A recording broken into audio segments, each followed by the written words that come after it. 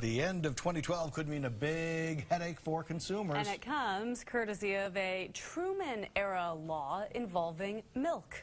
Fox News correspondent Dominic Denali on the cliff that isn't getting as much attention as it probably should.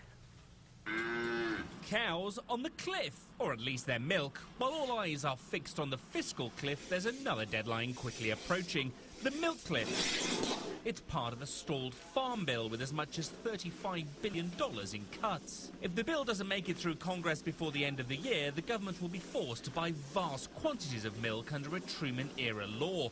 That could send consumer milk prices as high as $6 to $8 a gallon, because the government would be obligated to pay twice the wholesale rate under the 1949 rules.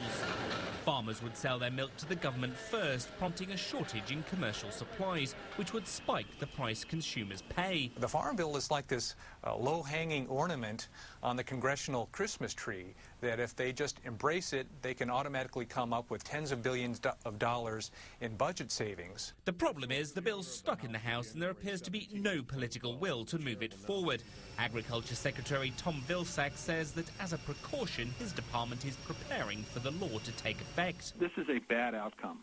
Let me be very clear about this. I don't think we should want, nor should we advocate for, nor should Congress consider it a good outcome that permanent law goes into effect.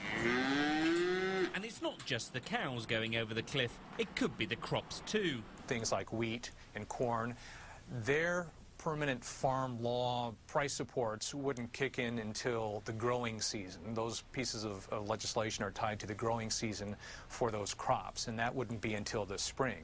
The 1949 permanent law was introduced as a poison pill to scare Congress into passing a farm bill. Now it threatens to sour Americans' milk if Congress takes us over the milk cliff.